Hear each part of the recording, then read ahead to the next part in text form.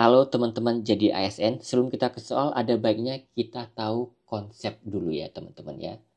Di sini pelantikan Presiden dan Wakil Presiden Republik Indonesia yang terpilih ini merupakan suatu momen penting dalam proses demokrasi Indonesia. Kenapa? Karena menandai transisi ya, perubahan kekuasaan dan awal masa jabatan pemerintahan yang baru, teman-teman. Kita lihat waktu pelantikan presiden dan wakil presiden terpilih ini, teman-teman, biasanya kapan? Biasanya di tanggal 20 Oktober. Ya. Ini sejak kapan mulainya, Bang? Sejak pemilihan langsung pertama kali itu di tahun 2004 sampai sekarang. Siapa tahu nanti ada soal ya. Pelantikan presiden wakil presiden itu biasanya tanggal berapa? Tanggal 20 Oktober, teman-teman. Nah, itu waktunya kapan? Terus kemudian dilantiknya di mana, teman-teman? Lantiknya di gedung MPR. Ya, DPR di Jakarta.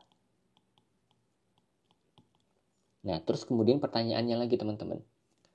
Prosesnya seperti apa sih pelantikan itu? Prosesnya ditandai dengan adanya sumpah plus janji dari presiden dan wakil presiden RI terpilih. Nanti setelah ini kita bahas seperti apa sih bunyi sumpah dan janji presiden dan wakil presiden terpilih, kan gitu ya. Terus kemudian kalau ada pertanyaan, ya teman-teman, saksinya siapa? Saksinya adalah pimpinan atau ketua DPR. Oke. Terus kemudian teman-teman, setelah adanya saksi tadi DPR atau MPR ya. Kemudian saksi, setelah saksi undangan. Undangannya siapa aja? Udah pasti pejabat negara. Kemudian anggota DPR, MPR. Dan kemudian siapa lagi, teman-teman? Undangan ya dalam maupun luar negeri. Nah, inilah dia saksi dan undangan. Terus kemudian pertanyaan selanjutnya, apa sih makna? Nah, ini penting ya teman-teman ya. Makna dari pelantikan presiden dan wakil presiden ini ada 3, teman-teman. Yang pertama itu adalah transisi kekuasaan. Ini menandakan perpindahan gitu ya. Ada perubahan kekuasaan secara apa? Konstitusional, secara undang-undang dan damai. Inilah yang mencerminkan keberhasilan demokrasi di Indonesia. Yang kedua, komitmen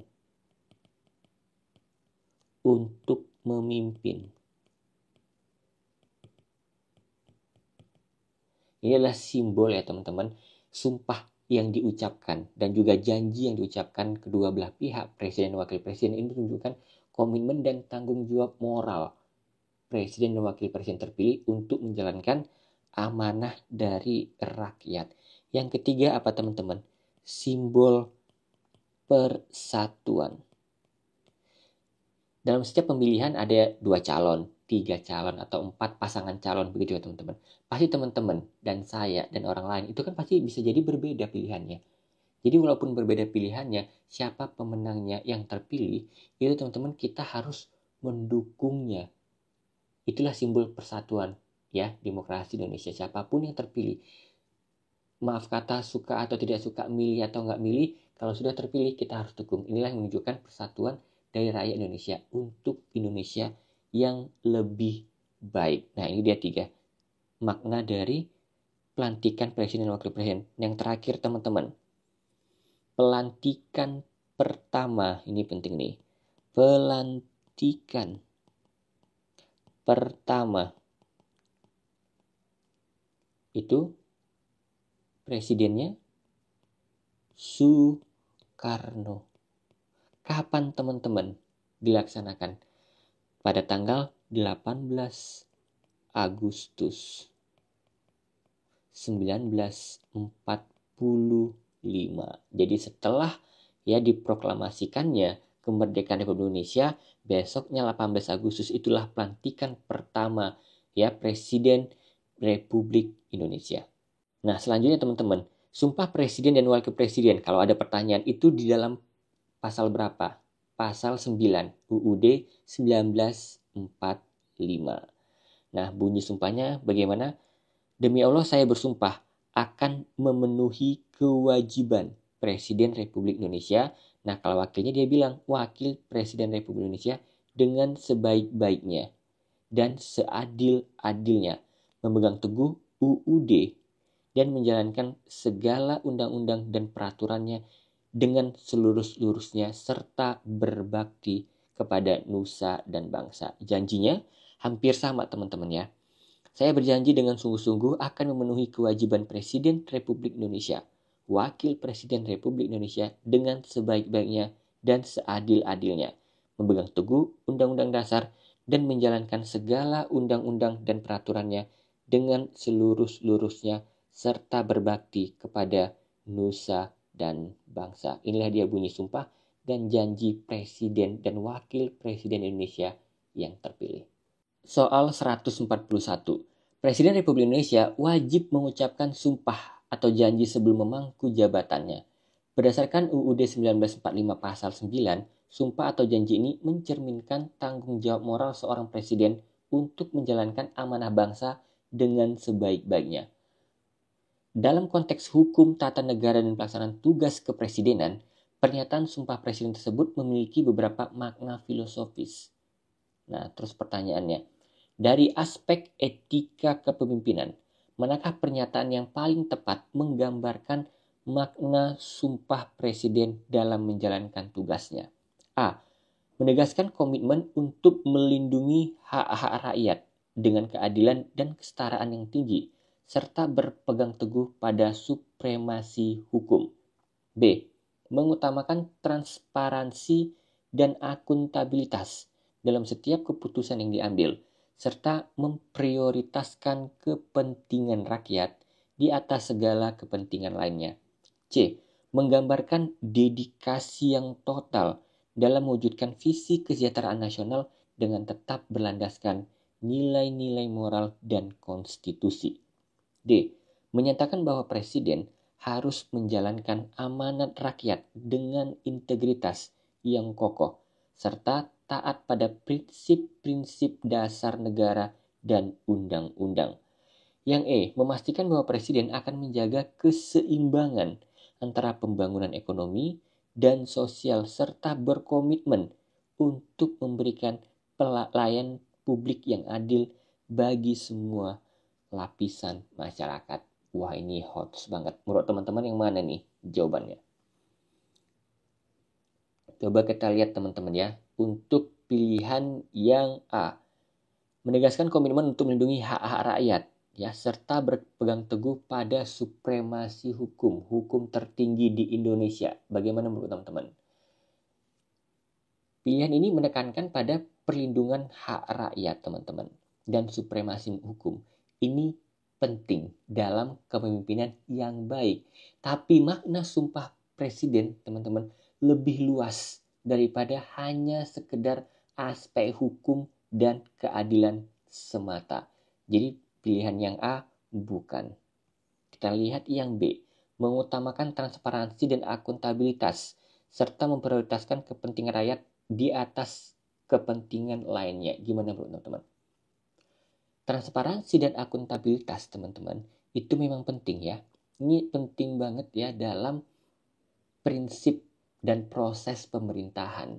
Tapi fokus dari prosedur etika kepemimpinan ini teman-teman yang terkandung dalam Sumpah Pemuda itu lebih dari sekedar transparansi dan akuntabilitas. Jadi jawaban yang B bukan. Ini masih spesifik teman-teman. Coba kita lihat yang C. Menggambarkan dedikasi yang total dalam mewujudkan visi kesejahteraan nasional.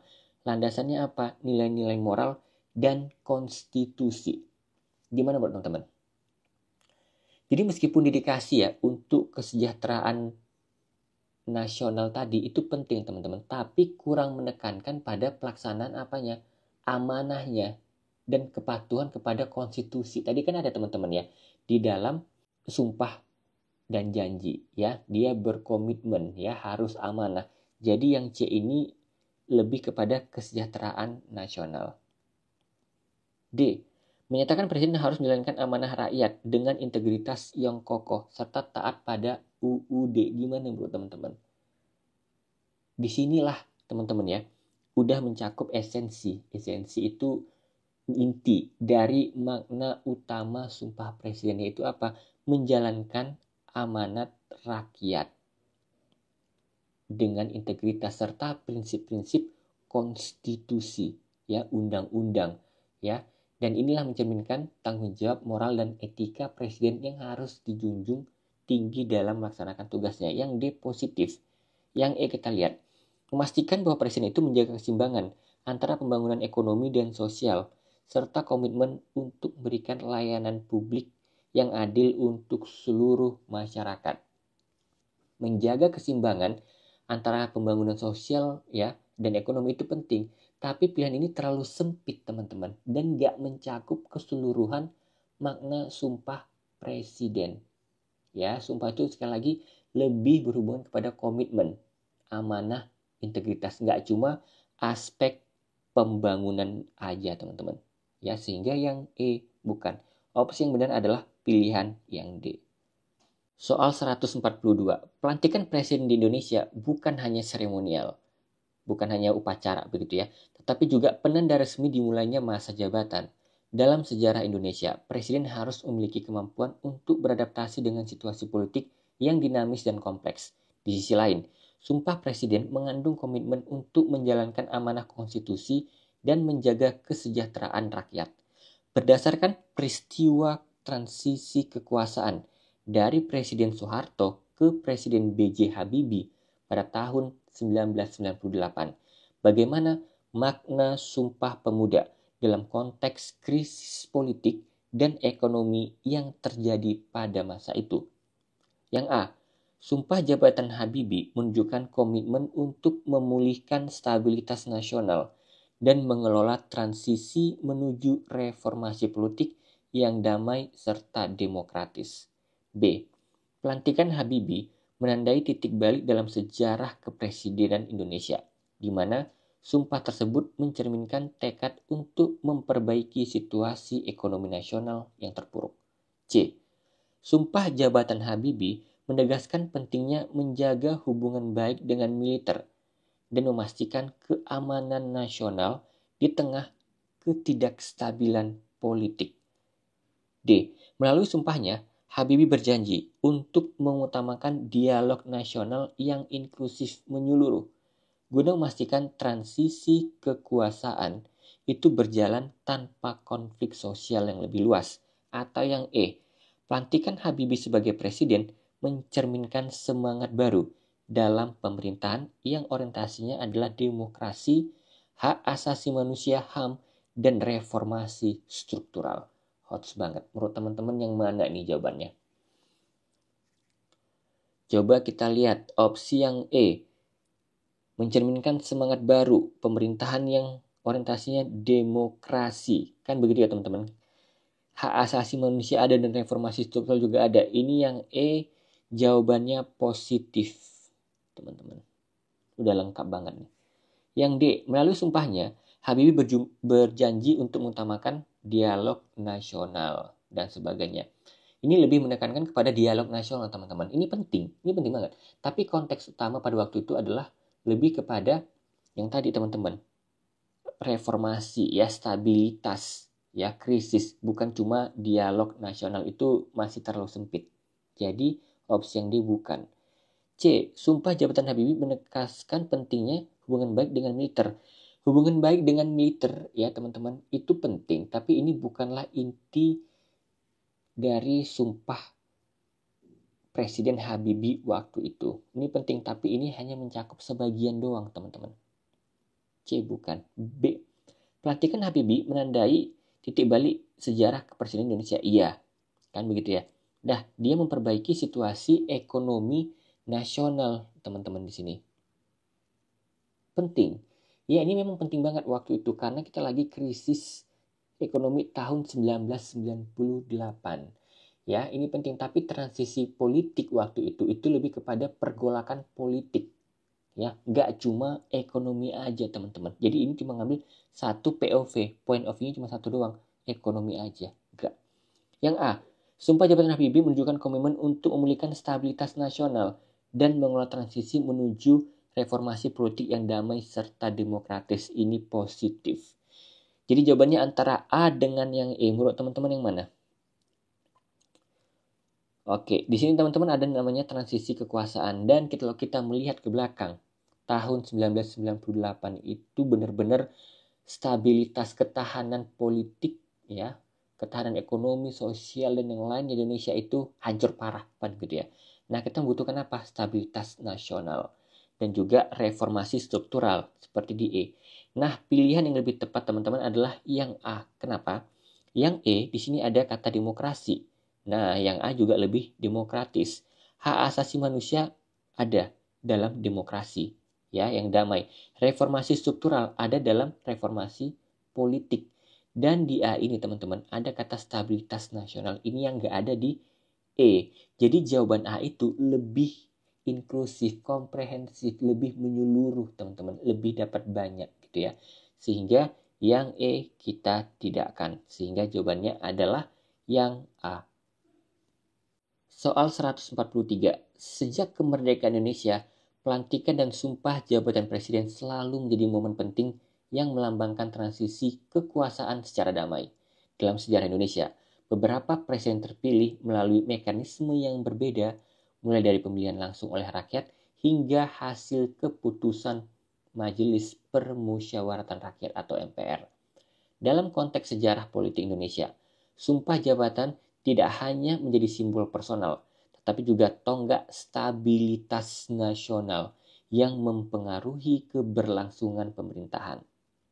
Pertanyaannya, berdasarkan peristiwa pelantikan Presiden Soekarno pada 18 Agustus 1945, bagaimana sumpah jabatan itu yang diucapkannya mencerminkan tantangan sekaligus harapan bangsa pada saat itu?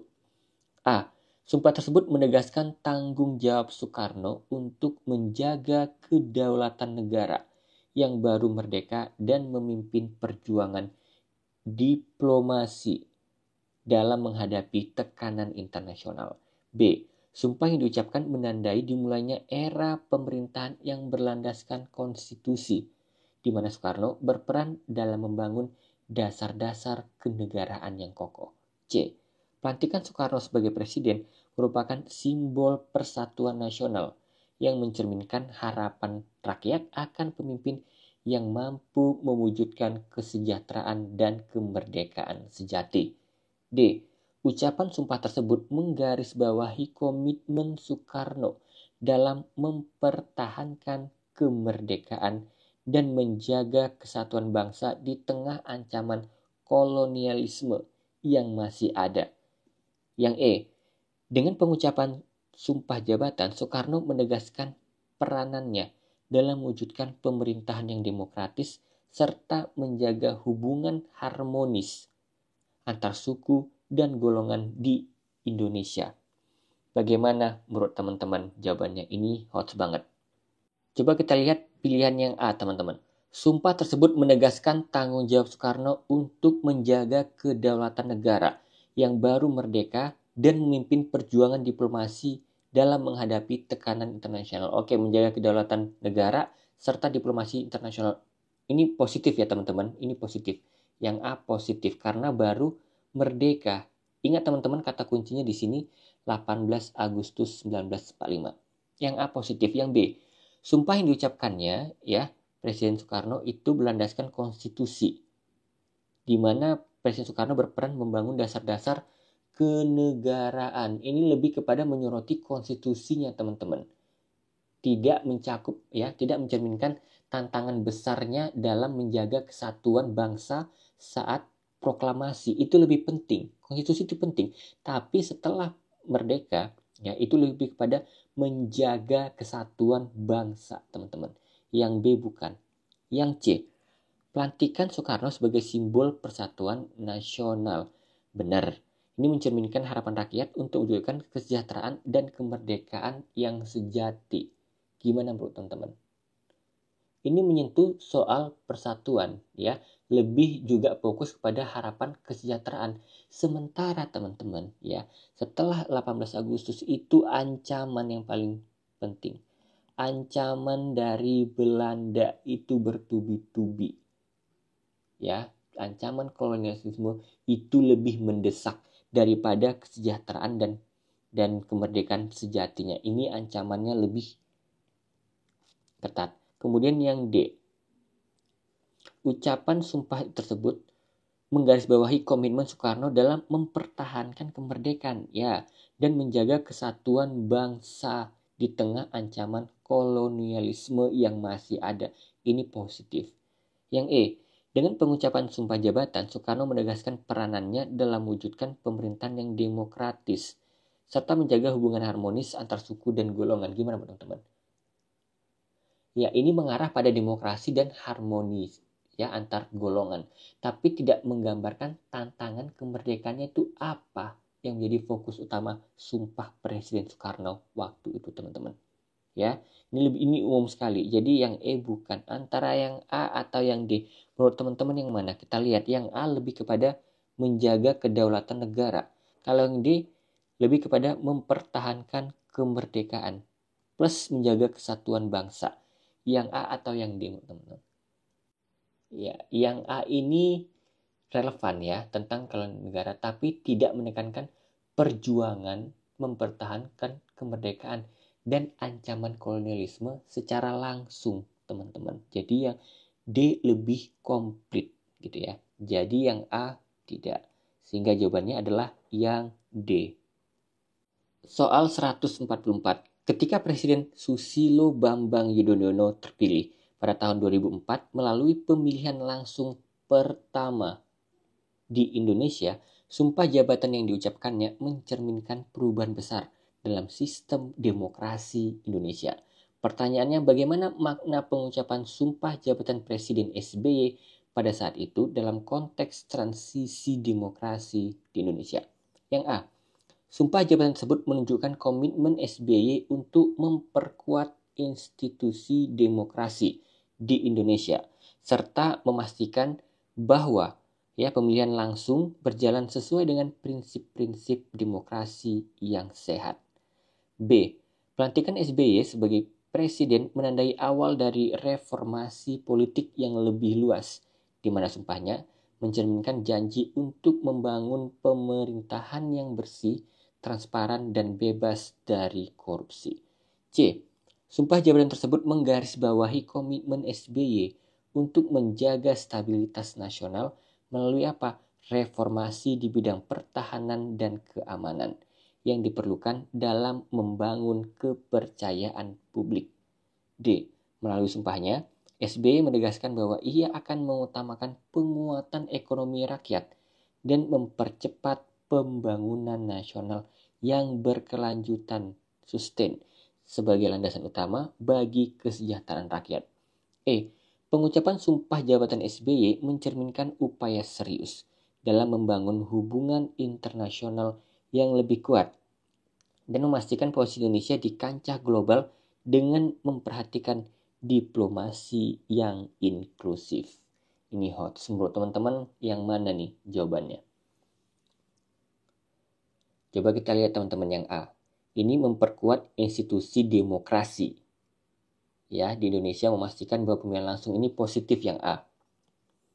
Yang B, Presiden SBY mengawali reformasi politik yang lebih luas, membangun pemerintahan yang lebih bersih, bebas dari korupsi. Ini positif. C, menjaga stabilitas nasional melalui reformasi di bidang pertahanan dan keamanan. Ini stabilitas ini penting, teman-teman. Tapi fokus, nah ingat sekali lagi, pada pemerintahan awal di Presiden SBY, sumpahnya itu lebih kepada apa, teman-teman? Reformasi demokrasi, ya. Nggak cuma hanya pertahanan dan keamanan. Lebih kepada pemerintahan yang lebih baik lagi teman-teman. Sehingga jawaban yang C tidak. D. SBY menekankan pada penguatan ekonomi rakyat ya, serta pembangunan nasional yang berkelanjutan. Ini penguatan ekonomi memang masuk ke dalam agendanya Pak SBY, tapi sumpahnya lebih menekankan kepada pemerintahan yang lebih bersih dan reformasi demokrasi, teman-teman. Jadi ini hanya bagian gitu ya, yang dia bukan. Yang E, lebih kepada hubungan internasional, teman-teman. Ini penting ya. Ini penting banget menjaga hubungan ya internasional dan juga diplomasi, tapi ini bagian kecil. Nah, dari sumpahnya yang lebih luas lagi adalah yang A atau yang B. Menurut teman-teman yang mana nih? Ingat teman-teman, reformasi demokrasi. Pilihannya kalau kita lihat yang mana nih ya? Yang A memperkuat institusi demokrasi atau yang B reformasi politik. Nah, memperkuat institusi demokrasi ini teman-teman, ini sudah termasuk ke dalam reformasi politik, sudah masuk dia, sudah menjadi bagian. Jadi lebih umum yang reformasi politik, lebih banyak cakupannya, lebih inklusif, komprehensif istilahnya gitu, dan membangun ya reputasi pemerintahan yang lebih baik dengan memberantas korupsi, teman-teman. Nah, terus kemudian ini lebih mengarah ke B ya, pasca reformasi ya. Ini tahun 2004. Kita lihat apa yang dilakukan. Dibangunnya adanya KPK. KPK ini dibentuk kapan teman-teman? Tahun 2002 oleh Presiden Megawati Soekarno Putri. Setelah itulah dilanjutkan oleh Pak SBY. Nah, disinilah dia makanya ada tentang korupsi, teman-teman. Jadi KPK ini bang termasuk institusi demokrasi. Iya benar. Yang A itu benar institusi demokrasi. Tapi ya yang di B ini dia udah masuk. Jadi kata ini itu udah masuk mencakup ke yang pilihan B. B ini lebih banyak kandungannya daripada opsi yang A teman-teman. Nah sehingga jawabannya adalah opsi yang B. Soal 145. Ketika Presiden Abdurrahman Wahid dilantik pada tahun 1999 setelah masa transisi pasca reformasi, beliau menghadapi tantangan besar dalam hal stabilitas politik, ekonomi, dan sosial. Berdasarkan konteks pelantikannya, bagaimana sumpah jabatan yang diucapkan oleh Presiden Abdurrahman Wahid mencerminkan upaya untuk mempersatukan bangsa yang terpecah. Ada kata terpecah nih teman-teman. Apakah yang A? Menunjukkan komitmen untuk memperbaiki ekonomi nasional yang terpuruk akibat krisis 1997. B. Menegaskan bahwa rekonsiliasi nasional adalah jalan utama untuk memulihkan kepercayaan rakyat. C. Menggarisbawahi pentingnya menegakkan hukum dan memberantas korupsi di pemerintahan. Yang D. Mencerminkan tekad untuk menjaga kedaulatan dan martabat bangsa di tengah tekanan internasional. E. Menunjukkan fokus pada pembangunan infrastruktur dan pelayanan publik yang lebih baik. Menurut teman-teman apa nih jawabannya? Kata kuncinya teman-teman adalah tantangan besar ya. Setelah dilantik tahun 1997, tahun 1998 itu stabilitas politik, ekonomi, sosial dan banyak aspek lain Indonesia itu tuh benar-benar parah teman-teman.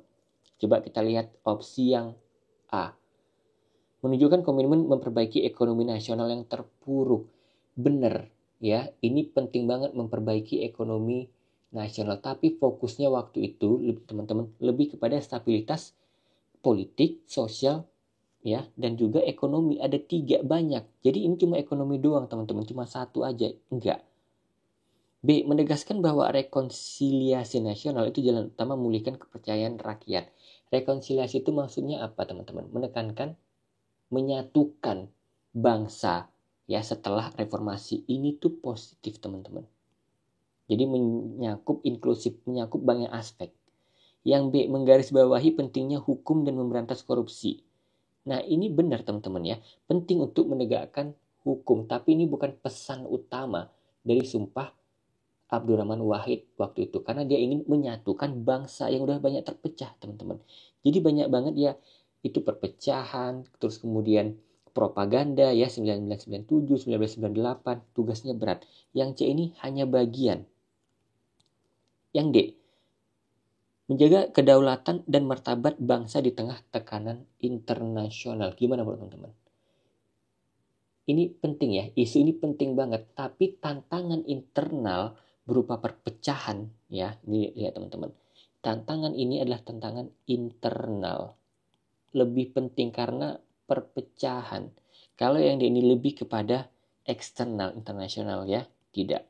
Yang E menunjukkan fokus pada pembangunan infrastruktur dan pelayanan publik yang lebih baik. Pembangunan infrastruktur penting, tapi ini bukan prioritas utama. Ya, ini bukan prioritas utama Presiden Abdurrahman Wahid waktu itu. Jawaban yang E bukan. Sehingga jawaban tepat adalah B. Coba kita lihat tentang rekonsiliasi nasional apa itu, Bang? Rekonsiliasi nasional. Ini lebih menekankan apa teman-teman? Rekonsiliasi nasional ini lebih kepada menyatukan, menyatukan. Nah, menyatukan bangsa Indonesia dari berbagai elemen. Kenapa? Karena waktu itu banyak banget yang namanya konflik. Ya, pecah di mana-mana. Minta merdeka kan begitu teman-teman, dan banyak propaganda. Isu-isu yang disebarkan, ya. Dan ini secara internal dan juga ada pengaruh eksternal juga karena tidak semua negara menginginkan kemerdekaan Indonesia, teman-teman. Nah, dari konflik ini kita belajar banyak, teman-teman. Yang pertama apa yang dihadapi Presiden Abdurrahman Wahid? Krisis politik. Contohnya apa? Pasca reformasi, ya, teman-teman. 1998 itu Indonesia mengalami transisi dari pemerintahan yang otoriter, ya, itu kepada pemerintahan yang demokratis, teman-teman. Nah, disinilah diwarnai oleh ketidakpastian politik dan konflik antar kelompok. Terus kemudian apalagi contohnya? Konflik sosial plus etnis. Jadi beberapa suku itu banyak terlibat ketegangan. Suku, agama, bahkan politik. Nah, inilah rekonsiliasi, inilah menyatukan ini teman-teman. Tujuannya apa? Mengatasi ketegangan dan membangun rasa saling percaya antar agama, antar suku, ya, antar etnis. Terus kemudian yang ketiga apa ini? Menyelesaikan luka sejarah. Unik nih, maksudnya apa ini? Inilah proses ya, mencakup tentang penegakan ya kedaulatan. Terus kemudian apa? Mengakui peristiwa-peristiwa kelam sejarah. Kenapa? Karena di sana sebelum 1999 ini teman-teman, banyak pelanggaran hak asasi manusia ya. Banyak yang menuntut keadilan para korban dan banyak yang menginginkan agar nggak terjadi lagi peristiwa yang serupa. Nah, rekonsiliasi ini teman-teman, ini mencakup apa aja teman-teman di sini? Ada dialog. Terus apalagi? Cari solusinya.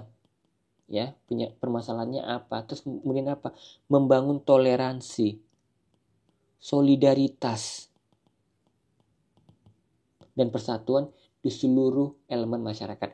Bayangkan teman-teman, ya, bapak ibu kita, nenek kita dulu ya, yang tinggal di zaman sebelum 1998 itu sangat menderita, banyak sekali masalah. Jadi yang dilakukan oleh Presiden Abdurrahman Wahid adalah rekonsiliasi besar-besaran secara nasional.